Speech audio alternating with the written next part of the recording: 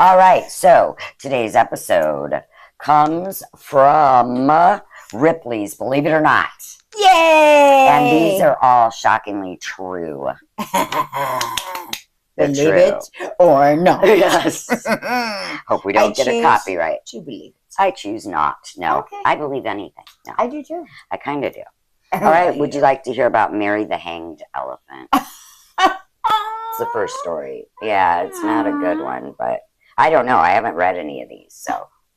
Okay. All right, so Mary was a 5-ton Asian elephant who was hanged for her so-called crimes. It's about me. What? I said it's about me. Well, you're not an elephant. Shut your mouth. Oh my God, if you people saw her, she's gorgeous.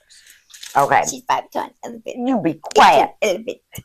Okay, so the 5-ton Asian elephant was hanged for her so-called crimes on September 12th, 1916. Figures, it was back in those horrible days. Who hangs an animal? Well, so I don't know what her crimes are. Let's see. Her story is a cautionary tale of circus abuse during the early 20th century. She had been throttled behind the ear by her trainer as she bent down to nibble on a watermelon rind. So she grabbed him with her trunk and stamped on his head, killing him. Labeled a highly dangerous beast, the public demanded her death. She survived being shot with 24 rounds, so it was decided to hang her. Mary was hanged by the neck the next day from an industrial crane in Irwin, Tennessee. That's horrible. There's more humane ways to do it. She shouldn't have died in the first place. She didn't do the crime. The guy was the one that prodded her. Yeah. Why didn't they hang him? You know what I mean? Okay, that's a little extreme. No, well, I mean, he got dead anyway because she crushed his head. But oh yeah, that's true. I forgot about that part. He startled her and he prodded her with a hot iron. It was an accident. She just startled. did it by her reaction. Her crime. It wasn't a crime. It was a knee-jerk action. Reaction. I know, but that's what it says. Her so-called crimes. Like, that's me. That's poor sad. Mary. I'm sorry. And to hang her? Yeah. Who does that? But and there's a back in picture. those times, like, what tree could hold a elephant? A crane. It was a crane, a building crane. Yeah. I didn't know they had that's that strong of a building crane back then. But wow. That is BS. Here's another elephant story. In an attempt to prove... Leave them alone. I know. Good. This is horrible, too. Man, we were jerks. Yeah. All right. In an attempt to prove the dangers of Nikola Tesla's alternating current, AC, and the safety of his compelling direct current, DC, for use in the home, Thomas Edison electrocuted an elephant in 1903. Topsy. You know I heard this story, yes. Well, Topsy was an elephant with Four Paw Circus at Coney Island's Luna Park, New York City, who had killed 3 men in 3 years, and her owners wanted her destroyed.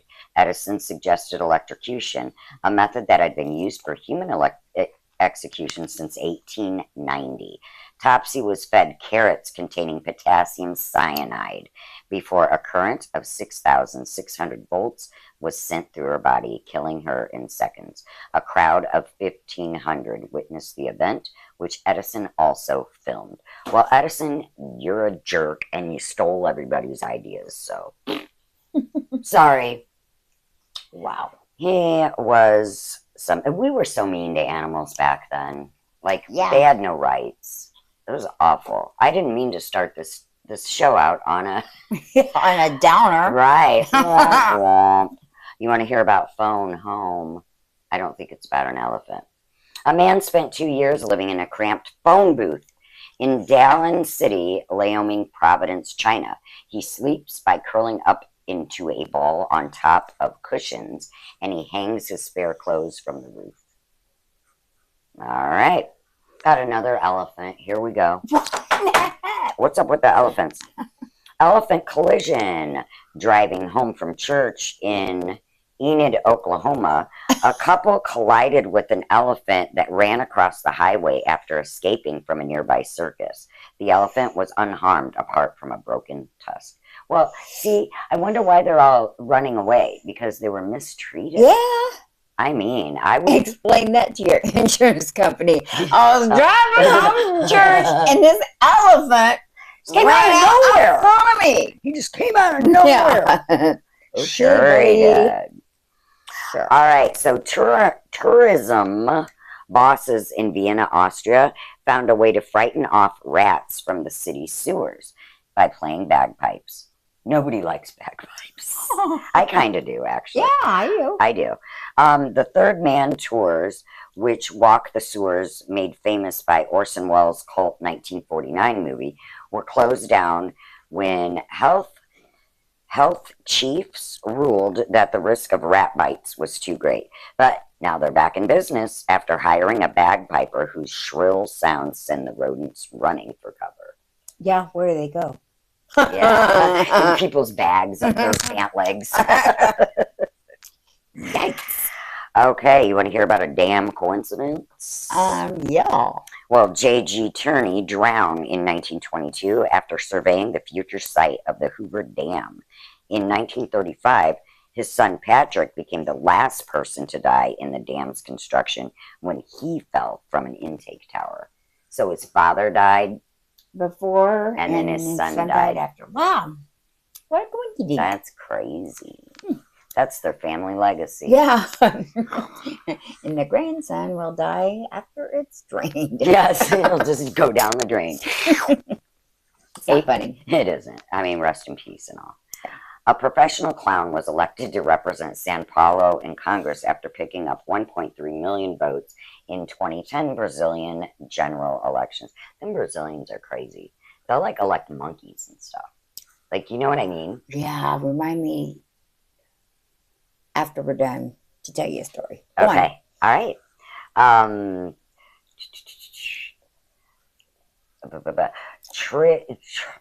don't know her name. Chirica, real name is Francisco Oliveira, received the highest number of votes for any federal deputy across the country with his catchy TV slogans, including, "What does a federal deputy do?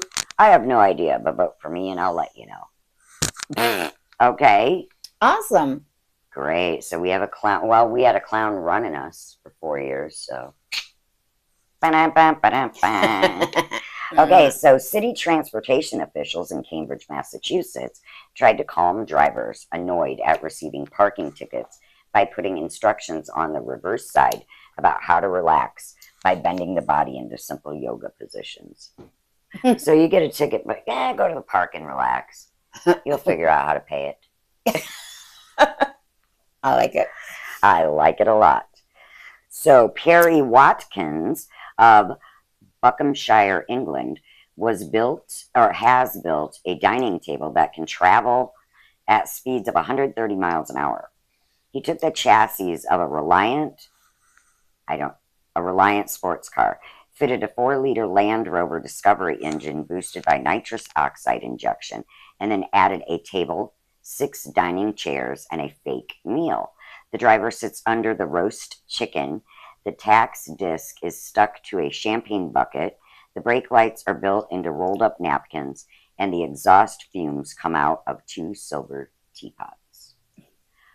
Like, he had a lot of time on his hands to be doing that. Mm-hmm. Ambulance stolen. An Illinois man was arrested for stealing an ambulance in Mount Horeb, Wisconsin, with a patient and paramedics still inside. Okay. A 60-mile traffic jam trapped thousands of vehicles on the Beijing-Tibet Expressway for 11 days. Oh my gosh. In August of 2010. But then it completely disappeared overnight without any apparent explanation. Wonder what happened. And nobody explained. And for who would stay there for 11 days? Like, do you not pee? Do you not eat? Well, wouldn't you, like... abandon your car and just walk? You could get home in 2 days, probably. Exactly. You know, or have somebody, hey, come pick me up at such and such exit. Something. 11 days. Crazy. Okay, so while on a 2010 field trip to the Alps, Freya Cowan, a geography student from the University of Dundee, Scotland, stumbled across a U.S.-bound mailbag from the Malabar Princess, an Air India plane that crashed near the summit of Mont Blanc while en route to London in 1950. Killed all 40 passengers and 8 crew on board. Some of the correspondence inside of the mailbag was still in such good condition that she set about sending 75 letters and birthday cards to their intended recipients 60 years late. So, half of them probably already be dead. Do you know what I mean? Yeah. Happy birthday! Well, you're not here anymore. But they might get them to their relatives or something. That might be neat.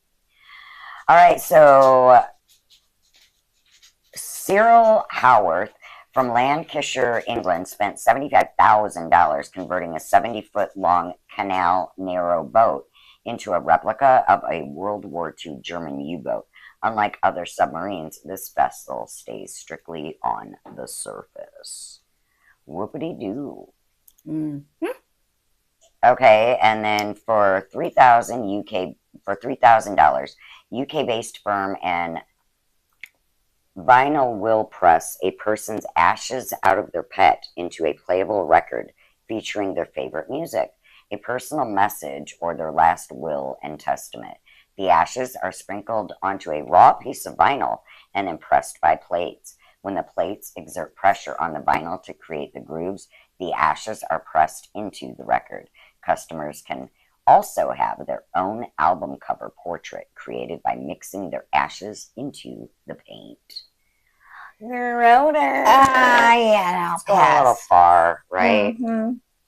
Okay, my so what ashes are going to be put into fireworks. So I go out with a bang. Yes, ma'am. That's perfect. Yeah.